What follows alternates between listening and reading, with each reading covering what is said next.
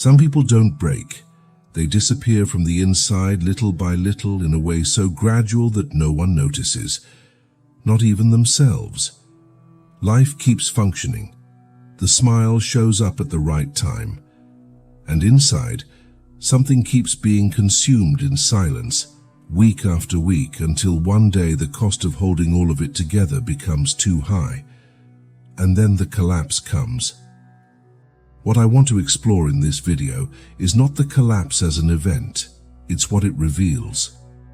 Because the most common narrative around this is that something went wrong, that you failed, that you weakened, that now you need to recover and return.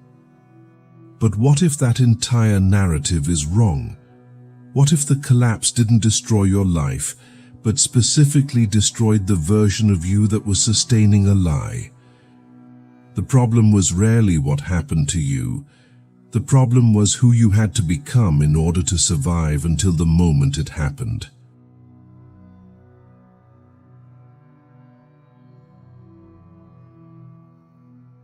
There is a widely held idea that emotional exhaustion is a sign of weakness, that the people who collapse are the ones who couldn't handle it, the ones who weren't strong enough. But when you look more closely at who actually collapses, you notice the pattern is almost the opposite. They are people who endured too much, who functioned for too long without asking at what cost, who developed an extraordinary capacity to keep going, to adapt, to absorb, until the entire organism, physical and psychological, simply refused to keep cooperating. Emotional exhaustion is not a failure of resistance. It is accumulated truth. It is the result of years carrying a massive distance between who you are and who you needed to appear to be. Every time you swallowed something you couldn't swallow, every time you prioritized functionality over honesty, all of that was deposited somewhere. The collapse is when that place runs out of space. And that's why emotionally strong people collapse later, and with much more intensity. The strength they developed over their lives is not just genuine resilience, it is also a heightened capacity to postpone the inevitable. They can hold on longer. They can function even when they shouldn't. And when the collapse finally comes, it has to overcome a resistance that was built over years, so it arrives with equivalent force. What collapses in those moments is not you. It is the social role you performed with such consistency that at some point it stopped being a role and began to feel like an identity. The collapse marks the end of that. Not the end of you, the end of the capacity to keep pretending that was you. You didn't lose control. You lost the ability to keep pretending you were in control of something that was never in your hands.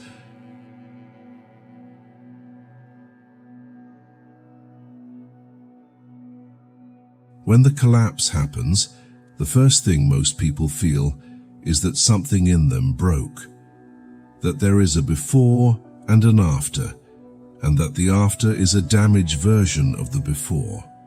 That perception is understandable, but it is looking at the wrong thing.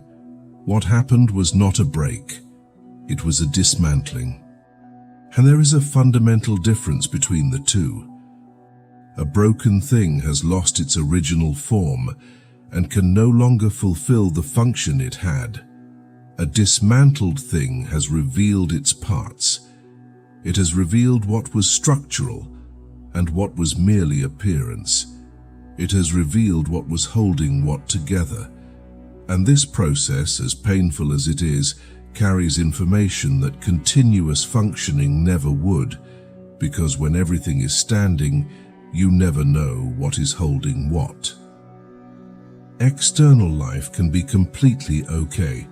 You can have the career, the relationships, the routine, the appearance of stability, and at the same time be completely empty.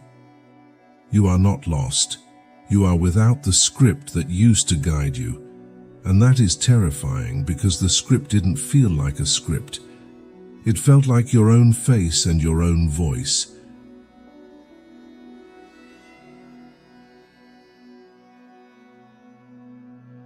What comes after the collapse is rarely pain in the conventional sense.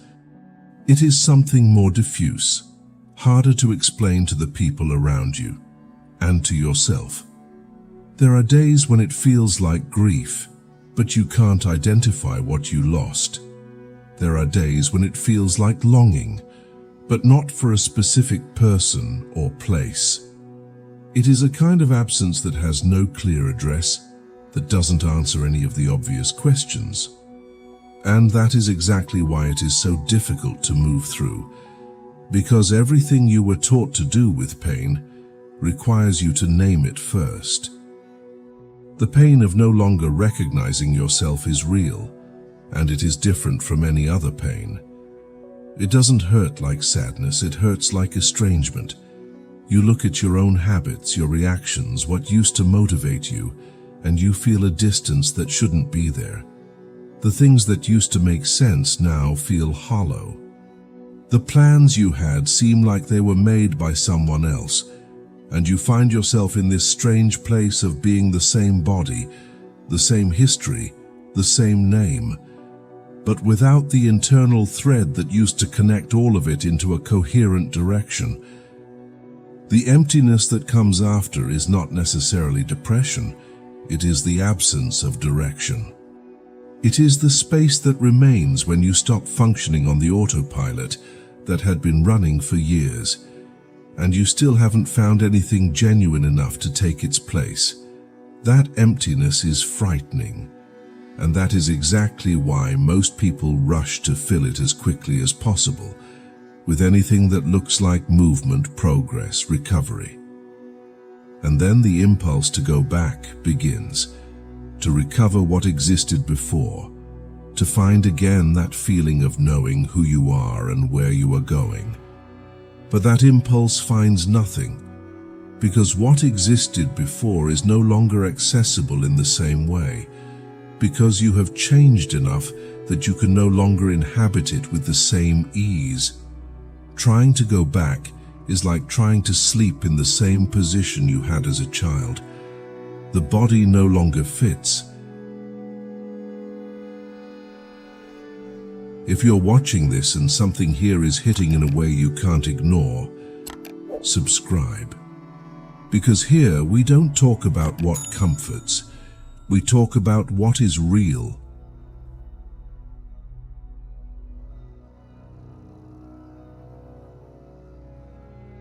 There is a specific moment after the collapse that is more deceptive than the collapse itself.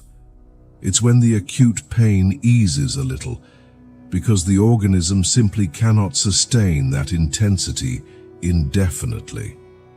And in that moment of partial relief, an almost automatic impulse enters to fix, to start functioning again, to find a method, a process, a practice that turns all of it into a problem with a solution.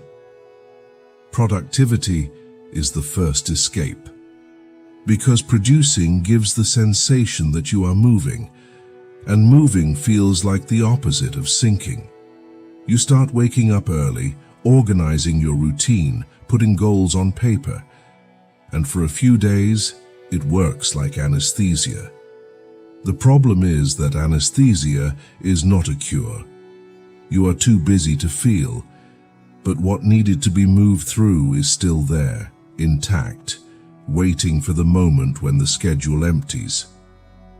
Spirituality comes right after, often. And I'm not talking about spirituality as a genuine path.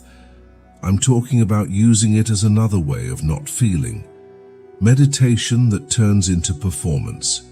Self-knowledge content consumed compulsively without anything actually changing. The idea that if you find the right practice, the right philosophy, the right breath, you will be able to transcend what you feel instead of moving through it. That is also escape. It just has a more acceptable aesthetic. And beneath all of that is the obsession with going back to normal, with recovering functionality, rhythm, the sense of knowing what you are doing here. But the normal you want to recover is exactly the state that led you to the collapse. You don't want to go back to normal because it was good. You want to go back because it was familiar, and the familiar, even when it is exhausting, will always feel safer than the emptiness of not yet knowing who you are becoming. Nothing in you wants to go back to normal. Only fear does.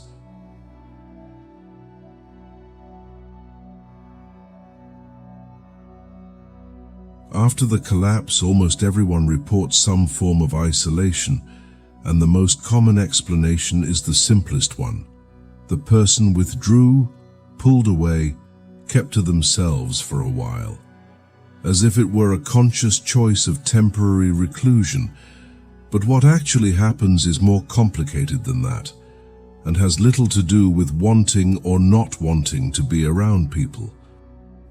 The problem is that you lost the ability to perform connection. And most social connections, as genuine as they may seem, require a layer of performance.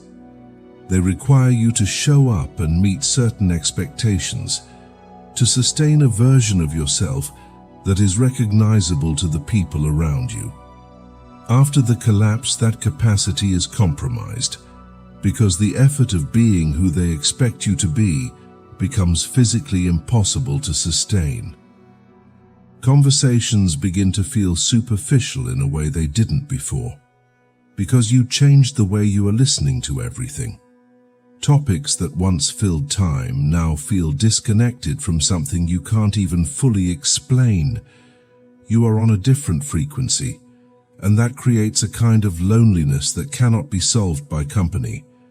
You can be in a place full of people and feel a distance that no conversation can reach. This isolation is not a symptom of something being wrong. It is a direct consequence of having seen something that cannot be unseen.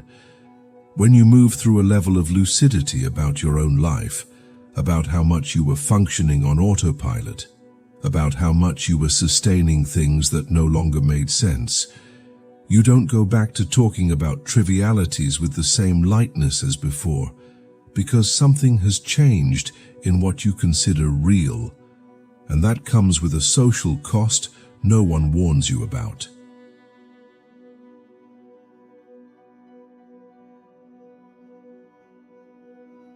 Carl Jung spent much of his life studying what happens when a human being lives for too long distant from what they truly are.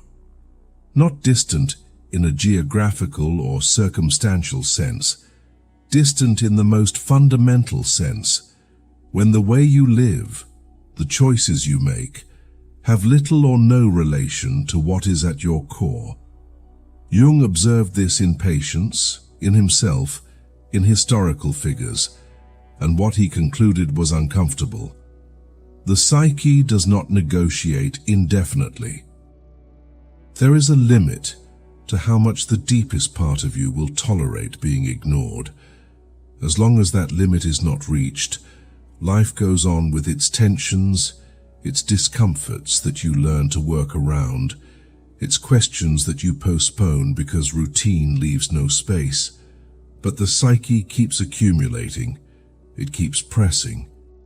And the more you live removed from what you genuinely are, the more energy you spend sustaining a life that does not truly belong to you, the more violent the correction tends to be when it finally comes. He called this process individuation. But forget the term for a moment and stay with the idea.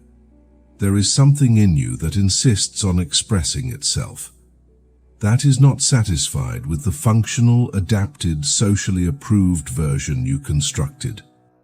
And when that thing does not find a path through the conscious route, when you do not voluntarily make space for this process, it finds a path through collapse, as the only way left to make you stop. The danger Jung identified with precision is what happens next. When people go through a collapse and come out on the other side, the most common tendency is not to rebuild something new. It is to rebuild the same thing with a different appearance. To change jobs, but keep the same pattern of functioning. To change the relationship but repeat the same dynamic.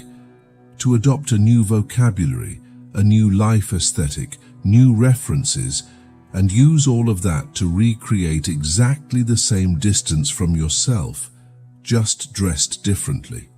What collapsed was not you. It was the agreement you made to be accepted.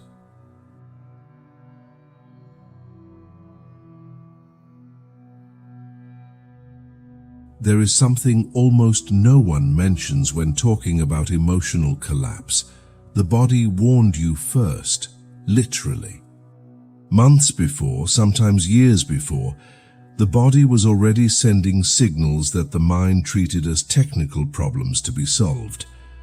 The insomnia you attributed to work stress, the back pain that no orthopedist could properly explain, the recurring infections, the hair loss, the exhaustion that didn't go away with rest, the physical sensation of heaviness you carried, even on days when, objectively, there was no reason for it. You went to the doctor. You ran tests. The results came back normal, or almost normal, and you moved on because life didn't stop to wait. But the body was not malfunctioning. It was in disagreement. It was refusing, in the only language it had available, to keep operating at that level of internal contradiction. Medicine treats these symptoms as isolated problems because it is trained to do so. But they are rarely isolated. They are the physical manifestation of a tension you are not processing in any other way. What is unsettling about this is the implication. The collapse did not come out of nowhere. It was announced for a considerable amount of time. And throughout that time, you developed an impressive ability to renegotiate with your own body, to convince it, to work around it, to find the next commitment that would postpone the inevitable. Because stopping felt more dangerous than continuing. Because the life you were sustaining had no space for what the body was asking for. And so you kept going, until you couldn't anymore.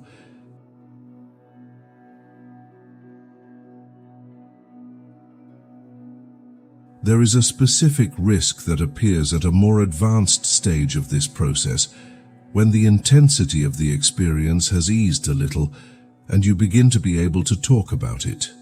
The risk of turning the collapse into the central story of your life, of allowing one experience, as real and transformative as it may have been, to become the single lens through which you see everything that came before and everything that comes after. This happens in subtle ways. You begin to organize your own story around that point. Everything that came before was the path to the collapse. Everything that comes after is its recovery. You find a language for what you lived through, and that language starts to show up in every conversation. The experience that was yours becomes a narrative you perform. And little by little, without noticing, you build around the collapse a new rigidity, different from the previous one, with a different vocabulary, a different aesthetic, but equally limiting. Jung had a word for the moment when a person encounters a powerful symbol or experience and begins to identify completely with it, losing sight of everything beyond it. The collapse can become that. It can become a prison with the appearance of depth. Because carrying the experience is different from being defined by it.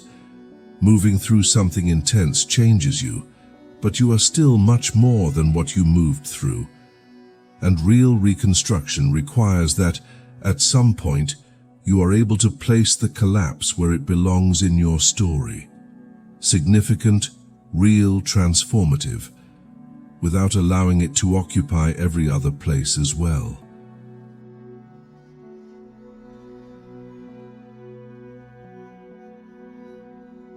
There is enormous pressure after all of this to rebuild, to find the new path, the new purpose, your new, more evolved version. The entire self-help market is built on top of this pressure, as if collapse were just an inconvenient interval between one version of you and an improved one, as if the goal were to get to the other side as quickly as possible, transformed and articulate, ready to explain what you learned. But real reconstruction doesn't work like that. It has no timeline. It does not obey your anxiety to have answers. And it almost never looks like progress while it is happening, because it begins not with the addition of new things, but with the gradual recognition of what can no longer be sustained. It is a process of elimination before it is a process of construction.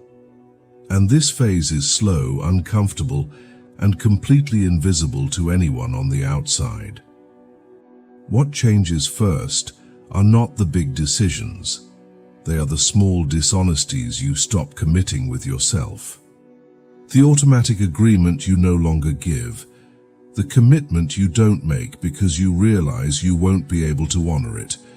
The conversation you end before reaching the point where you would have said what the other person wanted to hear instead of what you actually think.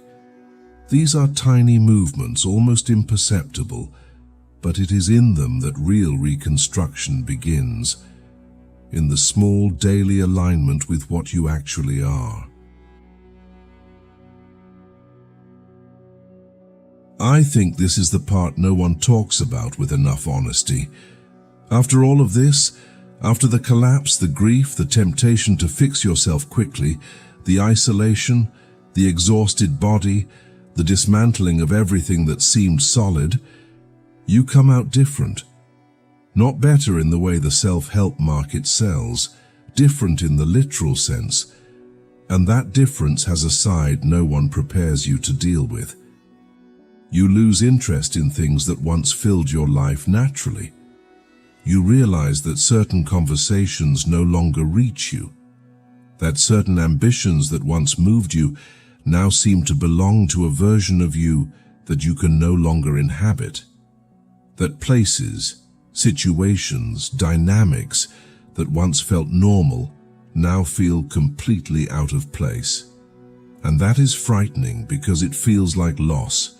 It feels like you are becoming smaller, more closed off, more difficult. But I don't think that's what it is. I think it's the opposite.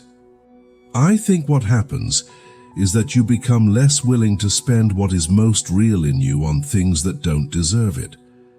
You become more honest about what drains you and what sustains you. You become less tolerant of superficiality. And I'm not saying that out of arrogance, but out of a genuine exhaustion with everything that is hollow.